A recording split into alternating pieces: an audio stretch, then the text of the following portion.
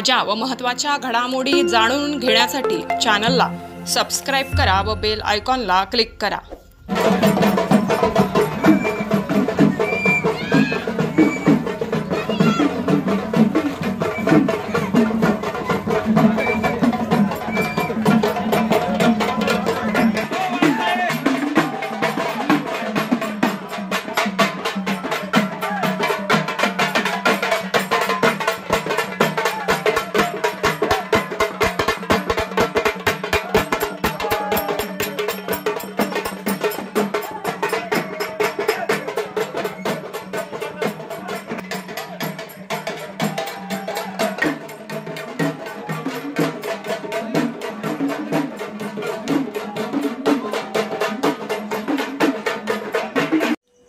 विविध विकास कामांचा भूमिपूजन समारंभ।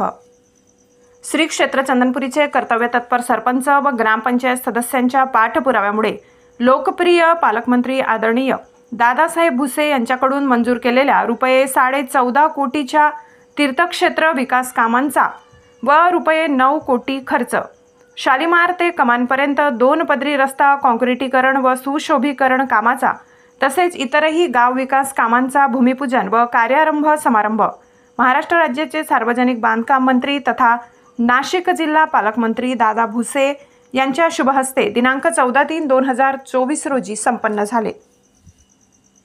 शासनाने आपल्या दारीमार्फत चंदनपुरी गावातील आदिवासी बांधवांचे 850 जातीच्या दाखल्याचे फॉर्म भरण्यात आले होते। त्यापैकी 300 जातीचे दाखले चंदनपुरी गावातील आदिवासी बांधवांना मिळाले। त्यापैकी काही मान्यवर दादा भुसे साहेब यांच्या हस्ते वाटप करण्यात आले। 300 रेशन कार्ड फॉर्म भरण्यात आले आणि त्यापैकी 150 रेशन कार्ड मिळाले, याचेही वाटप दादा भुसे यांच्या हस्ते करण्यात आले। गेल्या 1 वर्षापासून शासकीय आधिपत्याखाली धनश्री नागरी पतसंस्था याचे काम ठप्प झाले होते आणि त्यामुळे अनेक नागरिकांना कर्ज तसेच आर्थिक देवाणघेवाण होत नव्हती। त्यासाठी चंदनपुरी गावातील लोकप्रिय सरपंच विनोद शेलार यांच्या मार्गदर्शनातून धनश्री नागरी पतसंस्थेची निवडणूक करण्यात आली आणि त्या निवडणुकीमध्ये बिनविरोध असे एकूण 11 सदस्य निवडून आले। त्या सर्व सदस्यांचा आदर सत्कार पालकमंत्री यांच्या हस्ते करण्यात आला। कार्यक्रमाला उपस्थित असलेले तहसीलदार देवडे साहेब, गटविकास अधिकारी, ग्रामविकास अधिकारी व इतर शासकीय अधिकारी उपस्थित होते। या कार्यक्रमासाठी ग्रामपंचायत सरपंच, ग्रामपंचायतीतील सर्व सदस्य तसेच पोलीस पाटील यांनी कार्यक्रमाचे सूत्रसंचालन केले।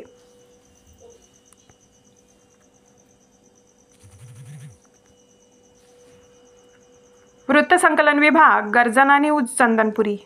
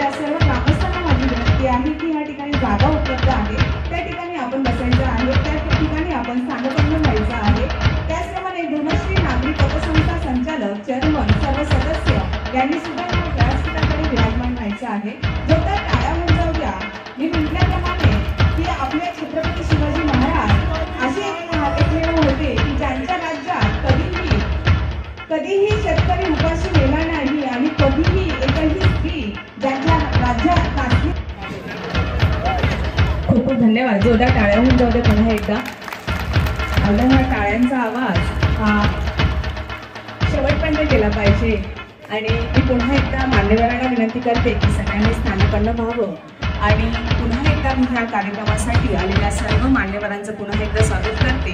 आपल्या श्री क्षेत्र चंदनपुरी कर्तव्य तत्पर असलेले सरपंच म्हणजेच माननीय विनोददादा शेलार तसेच ग्रामपंचायत सदस्य यांच्या पाठपुराव्यामुळे आज आपले लोकप्रिय पालकमंत्री अजून केलेल्या रुपये 14.5 कोटीच्या तीर्थक्षेत्र विकास कामाचा व रुपये 9 कोटी खर्चाचा शालीमार ते कमानापर्यंत 2 पदरी रस्ता कॉन्क्रिटीकरण व सुशोभित असा कामाचा तसेच मंत्री सन्माननीय नामदार दादासाहेब भुसे यांच्या शुभ आपल्या गायकवाड ताई त्यांचा सत्कार तहसीलदार साहेबांनी स्वतः करतो.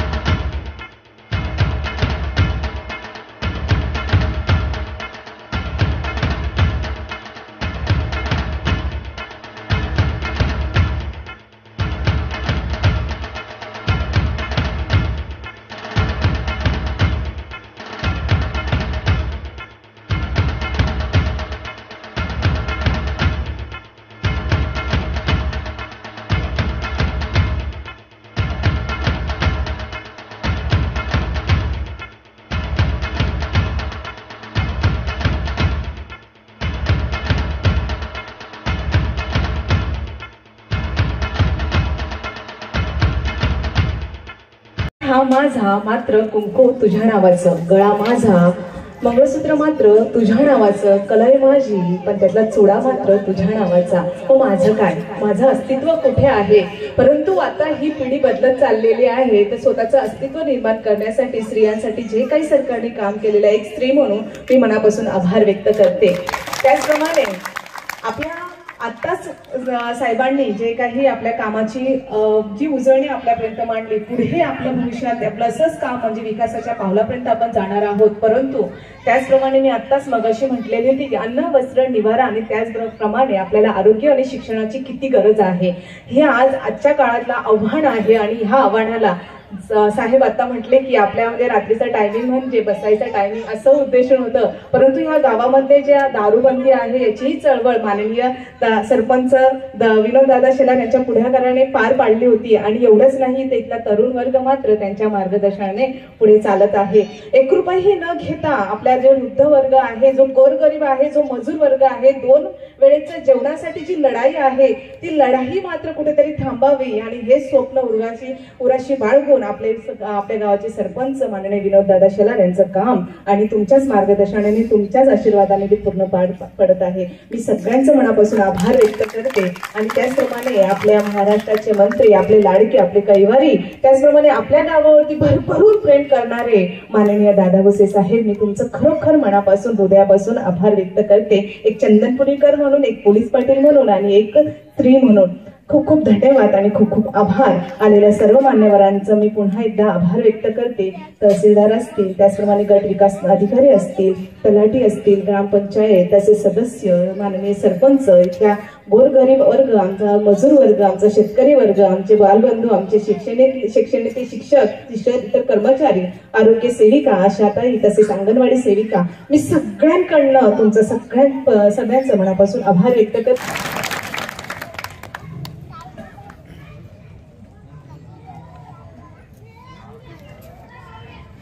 खंडेराव महाराजांच्या पदस्पर्शाने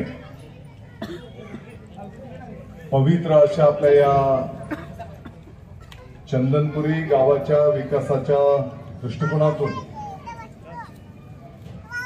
जी काही विकास कामं संपन्न होत आहेत, या विकास कामांचं भूमिपूजन या कार्यक्रमाप्रसंगी उपस्थित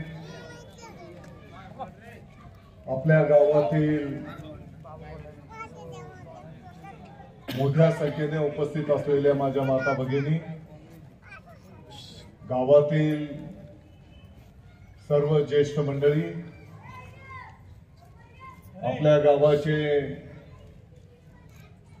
सरपंच साहेब, त्यांचं सर्व ग्रामपंचायत,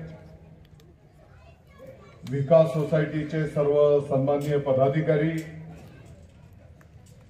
आता नुकतीच पतसंस्थेची निवड झाली, त्या पतसंस्थेचे सर्व सन्माननीय पदाधिकारी, गावातील शिवसेनेचे सर्व सन्माननीय पदाधिकारी, महिला आघाडी, युवा सेना सर्व सन्माननीय पदाधिकारी. राजू पाटील कुठे आहेत?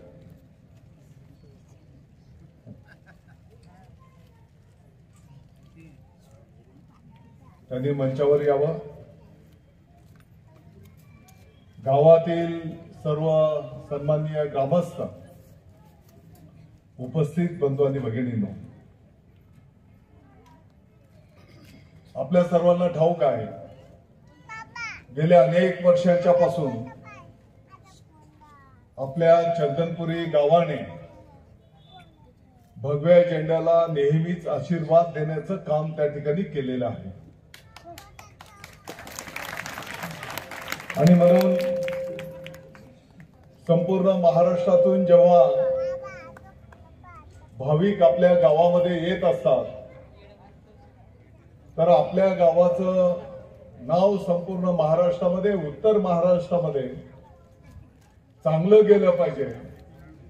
आणि त्यासाठी यापूर्वी पण काही कामं विकासाची संपन्न झालेली आहेत, परंतु आज माझ्या हातामध्ये जी काही यादी आहे, साधारणतः 29 कामं आहेत सरपंच साहेब. आणि म्हणून लहान मोठी जी कामं आहेत, अगदी आपल्या गावाच्या जिल्हा परिषदची जी शाळा आहे, माझ्या दृष्टिकोनातून हे काम खूप महत्वाचं आहे. या जिल्हा परिषदच्या शाळेमध्ये गोरगरिबांची मुलं शाळेमध्ये येतात आणि म्हणून या जिल्हा परिषदच्या शाळेमध्ये, इंग्रजी मीडियमच्या शाळेमध्ये ज्या पद्धतीने शिक्षण मिळतं, ती शाळा असते, त्याच पद्धतीच्या आपल्या पण शाळा असल्या पाहिजेत. आणि म्हणून मालेगाव तालुक्यामध्ये साधारणतः एक 15 ते 20 ठिकाणी आपण जिल्हा परिषदच्या शाळेच्या इमारती पण चांगल्या बांधायला घेतलेल्या आहेत. आणि त्याचाच एक भाग म्हणून आपल्या जिल्हा परिषदच्या शाळेमध्ये 8 वर्ग खोली बांधकाम करणं, या कामाच्यासाठी 1.5 कोटी रुपयाचा निधी मंजूर करण्यात आलेला आहे. आणि मी आपल्याला विश्वास देऊ इच्छितो, अतिशय छान शाळा इमारत या ठिकाणी बांधली जाईल. विनोद भाऊ, इतर 2 कामं कमी यादी. गावाला माझी विनंती असणार आहे, अतिशय चांगलं ग्राउंड वगैरे तुम्ही ऑलरेडी पेवर ब्लॉक वगैरे लावून स्वच्छ केलेलं आहे, चांगलं केलेलं आहे. परंतु या शाळेच्या साठी जे जे काही सहकार्य लागेल ते गावाने पण आपण करावं, अशी मी या कार्यक्रमाच्या निमित्ताने आपल्याला सगळ्यांना विनंती करतो. दुसरं काम, पाठीमागच्या काळामध्ये आपण भूमिपूजन केलेलं होतं. आपल्या या चंदनपुरी गावाच्या पिण्याच्या पाण्याचा प्रश्न सुटला पाहिजे आणि म्हणून मला वाटतं की गिरणा धरणाच्या अपस्ट्रीम पासून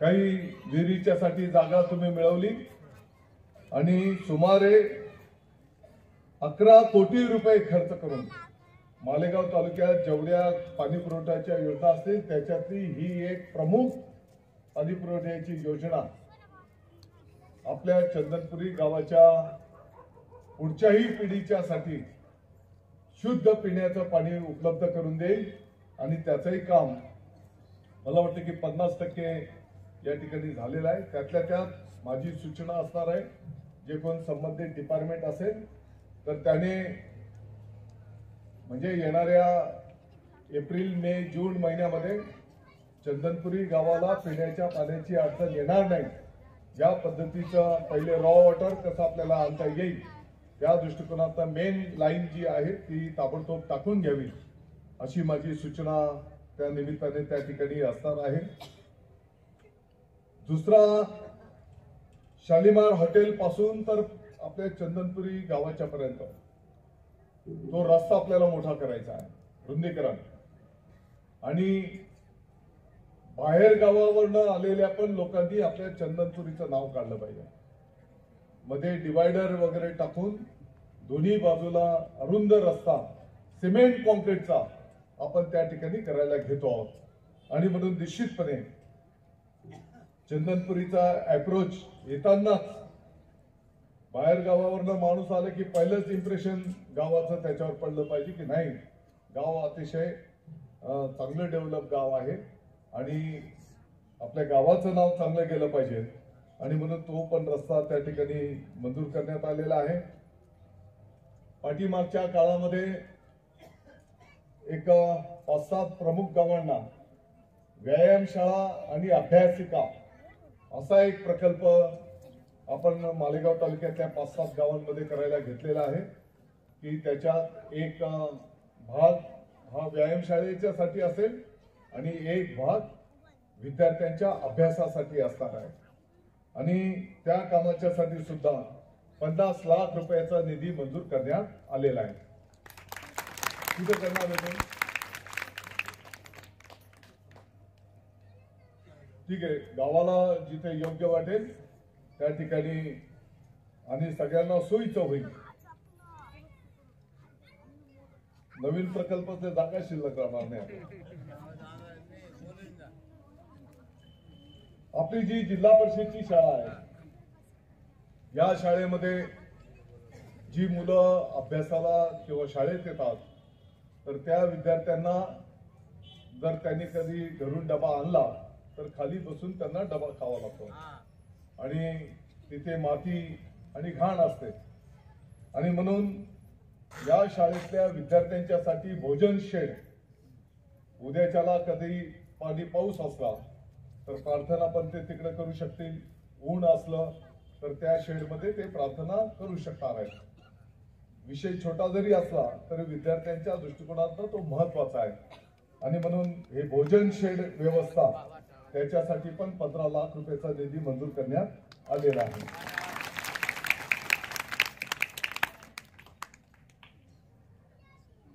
जिल्हा परिषद शाळेच्या मुलींच्यासाठी वर्ग खोली बांधकाम करणं, मांडवडे वस्तीवर 1 वर्ग खोलीचं बांधकाम करणं. मी बारीक सगळी काही यादी काही वाचत नाही, परंतु चंदनपुरी खंडेराव मंदिराच्या परिसरामध्ये सभामंडप, भक्त निवास, संरक्षक भिंत, घाट बांधकाम करणं यासाठी सुमारे 4,93,00,000 रुपयाचा निधी मंजूर करण्यात आलेला आहे. चंदनपुरी येथील खंडेराव महाराजांच्या मंदिराच्या परिसरामध्ये या सर्व सुविधा मला वाटतं की एकूण जवळपास 12-13 कोटी रुपयाचं निधी 14 कोटी रुपयाचं कामं या परिसरामध्ये संपन्न होणार आहेत. आणि माझी गावाला दुसरी विनंती असणार आहे, परत कामं आपल्याला मिळणार नाहीत. आणि म्हणून ही कामं जेव्हा संपन्न होतील तर उद्याला जे काही भाविक महाराष्ट्रातून, उत्तर महाराष्ट्रातून येणार आहेत त्यांच्यासाठी किमान रस्ते असले पाहिजे, नाही तर पायी जायला पण रस्ते राहणार नाहीत. पुढे ही राहिलो आम्ही सगळ्याला, रस्ता शिल्लक ठेवायला तयार नाही, आहे का नाही. आणि म्हणून ही कामं जेव्हा संपन्न होतील पुढच्या पिढीचा विचार करून त्या ठिकाणी जागा पण मोकळी राहिली पाहिजे याचा आपण त्या ठिकाणी विचार करावा.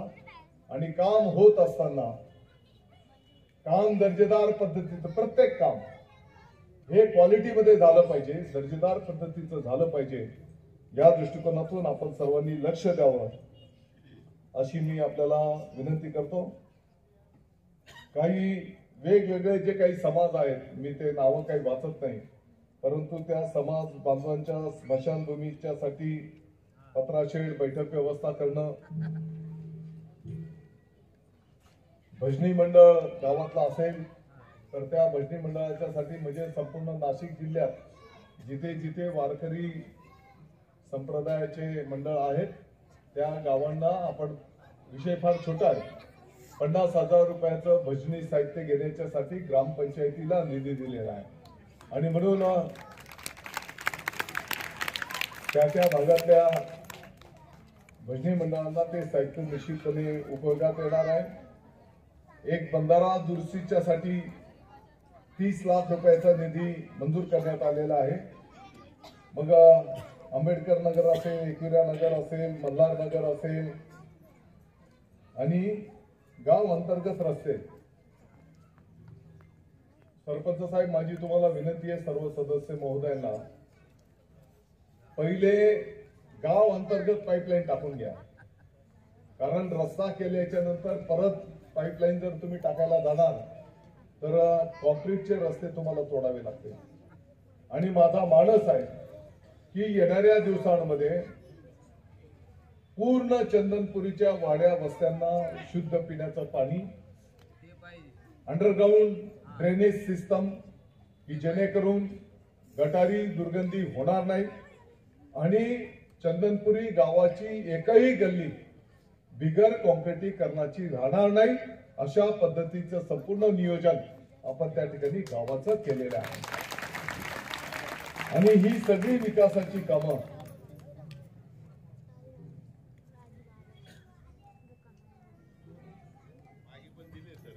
झाली याचा अर्थ सगळे प्रश्न संपले अशातला भाग नाही. याच्या उपरही आणखी ज्या काही आपल्या सूचना असतील, उदाहरणार्थ आता आपण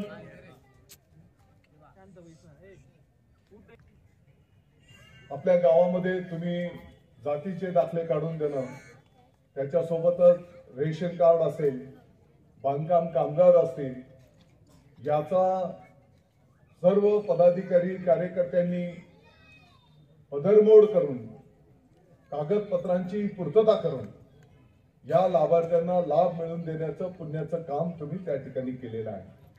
आणि म्हणून ज्या लाभार्थ्यांचं जातीचे दाखले राहिले असतील, ज्या लाभार्थ्यांचं रेशन कार्ड राहिलं असेल, किंबहुना ज्या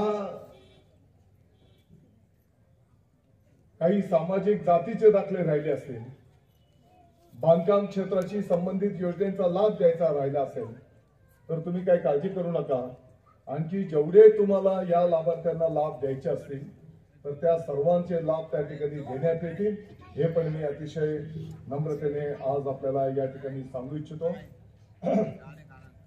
पुढे आणखी 3 ते 4 कार्यक्रम आहेत. हा, आणि आचारसंहिता कधी पण लागू शकते आणि ही कामं आपली थांबायला नको. म्हणून मला वाटतं की काल रात्री तुम्हाला मी सूचना केली असेल, तरी पण एवढा मोठा जनसमुदाय नेहमीप्रमाणे चंदनपुरीचा आशीर्वाद देण्याच्यासाठी उपस्थित आहे. त्याबद्दल मी तुमचं सगळ्यांचं आभार मानतो. आणि या वर्षभरामध्ये चंदनपुरी आणि परिसराचा चेहरा मोहर आपल्याला बदलून टाकायचा आहे, चित्र बदलून टाकायचं आहे. जेव्हा विधानसभेचे आशीर्वाद मागायला आपण सर्वजण जनतेच्या दरबारात जाणार, तर त्या कामांच्या जीवावर आपण जनतेचे आशीर्वाद मागणार आहोत.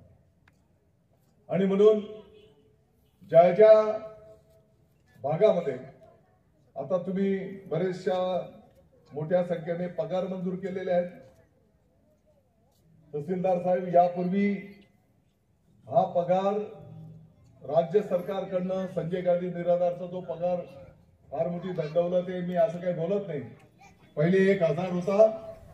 माननीय मुख्यमंत्री महोदय एकनाथजी शिंदे साहेबांनी आल्या निर्णय केला 1000 रुपयाचं मानधन 1500 रुपये करण्याचा निर्णय केला आणि त्याची अंमलबजावणी संपूर्ण महाराष्ट्रामध्ये केली. ज्या काही 65 वर्षाच्या वरचे वृद्ध असतील, दिव्यांग व्यक्ती असतील, आपल्या विधवा माता भगिनी असतील, मला वाटतं की हे 1500 रुपये त्यांच्यासाठी फार मोलाचे आहेत.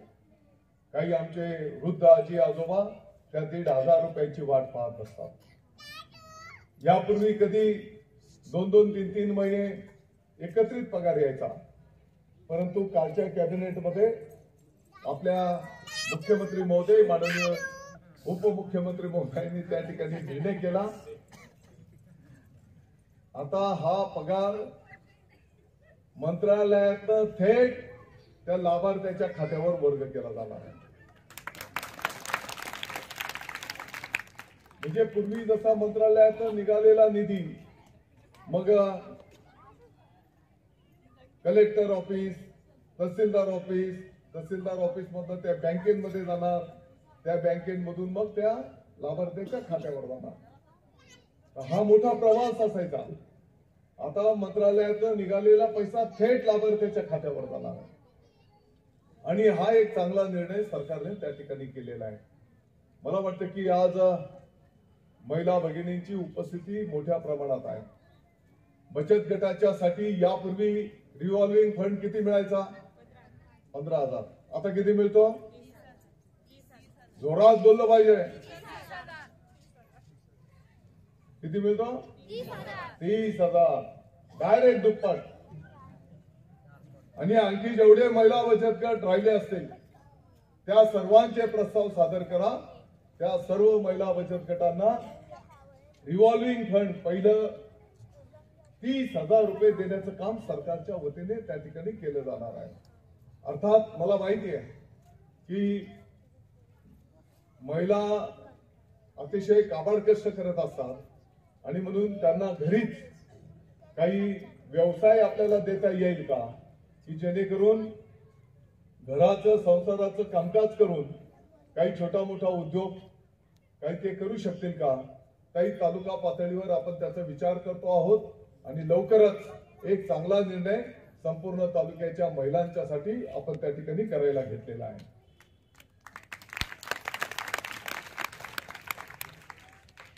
एसटीतून कोण महिला प्रवास करतात?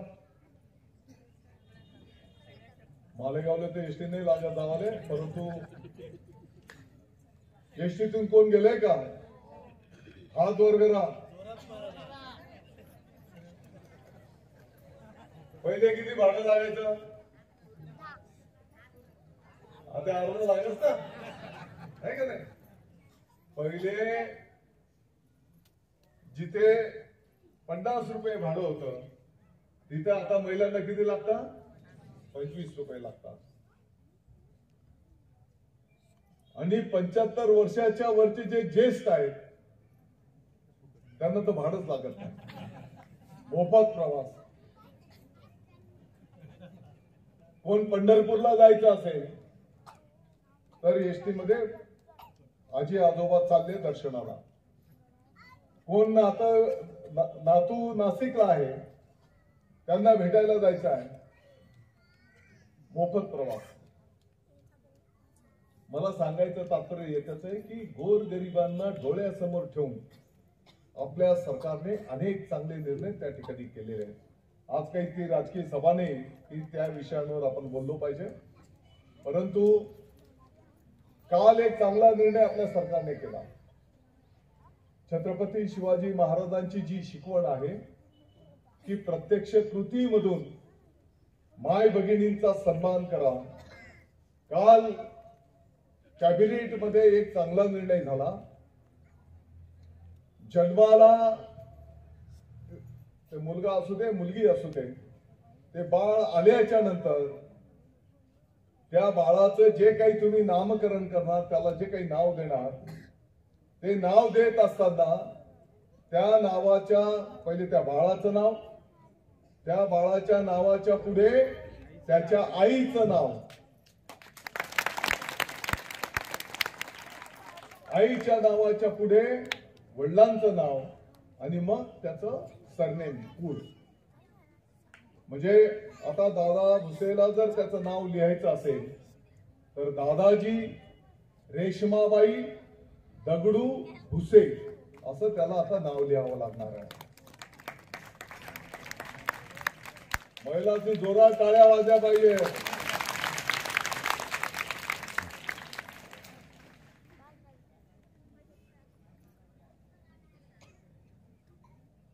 आणि हातीकडे बांधली जर काय जोरात टाळ्या वाजवला.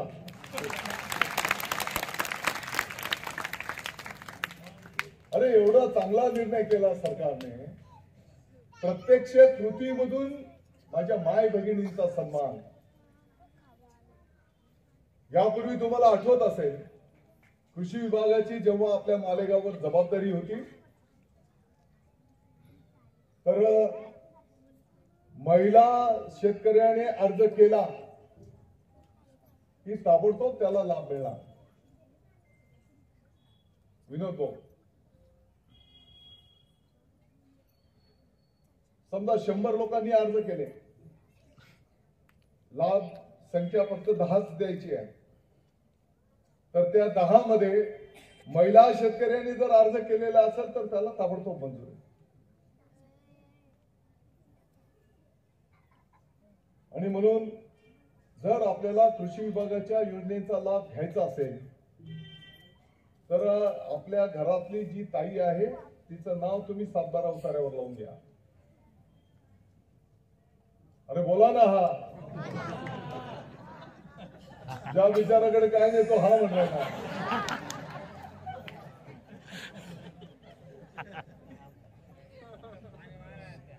चेअरमन साहेब, पहिले ते ताईनं नाव लावा. घरातली जी ताई शेतीनं नाव लावा. नाव लावायचं ना. ताई आमली शेताना काय प्रॉब्लेम नाही. आणि त्या महिला शेतकऱ्याने जर अर्ज केला, कॉम्प्युटरमध्ये सिस्टम केलं ठेवली. समजा आता आज आपण मालेगाव नाहीये, कृषी मंत्री महोदय वेगळे आहेत, मुंडे साहेब आहेत, परंतु कायमस्वरूपी इतिहासामध्ये कायमस्वरूपी तुमचं मालेगावचं नाव राहणार आहे. आणि डीबीटी सिस्टम कृषीचे तालुका अधिकारी साहेब आहेत तिकडे. यापूर्वी चेहरे पाहून, पुढारी पाहून कृषी योजनेचा लाभ दिला जायचा, परंतु पाठीमागच्या काळामध्ये आता ती जबाबदारी कॉम्प्युटरवर देऊन टाकली. कृषी मंत्र्याला जरी वाटत असेल की मला विनोद शेलारांना या योजनेचा लाभ द्यायचा आहे, ते देऊ शकणार नाही. ते आता कॉम्प्युटर त्याचा लकी ड्रॉ करतो. आणि या माध्यमातून अनेक गोरगरिबांना, शेतकऱ्यांना त्या माध्यमातून न्याय मिळतो आहे. त्याने केलेल्या कामाचे पैसे थेट त्याच्या अकाउंटवर जातात, शेतकऱ्याच्या खात्यावर जातात. आणि म्हणून अशा अनेक चांगल्या योजना त्या ठिकाणी राबवण्याची संधी आपल्याला या निमित्ताने मिळालेली आहे. मी वेळेचं भान ठेवतो. सर्व गावाला मी आश्वस्त करू इच्छितो पाठीमागच्या काळामध्ये ज्या पद्धतीने विकासाचा रथ आपल्या तालुक्याचा निघालेला आहे, या वर्षामध्ये आणखी गतीने कामं आपल्या संपूर्ण तालुक्यामध्ये त्या ठिकाणी संपन्न होतील. चंदनपुरी गावाच्या शेतकऱ्यांच्यासाठी आनंदाची गोष्ट, मला वाटतं की आपलं मडक्या महादेव जे मंदिर आहे त्या मंदिराच्या लागून शेतकरी खाजगी छोटासा बांध घालायचे आणि त्या माध्यमातून पाणी अडवलं जायचं आणि परिसरातल्या शेतकऱ्यांना त्याचा फायदा व्हायचा. गिरणा मोसम नदीवर बंधारे मंजूर करणं ही फार अवघड गोष्ट आहे. गिरणा धरणाच्या पार्श्वभूमीवर हे आपलं सगळं तुटीचं खोरं आहे. तरी पण मला आपल्याला सगळ्यांना सांगायला आनंद होईल, गिरणा नदीवर 3 छोटे बंधारे आणि मोसम नदीवर 5 बंधारे आपल्याला माननीय मुख्यमंत्री महोदय आणि जलसंधारण मंत्री महोदयांनी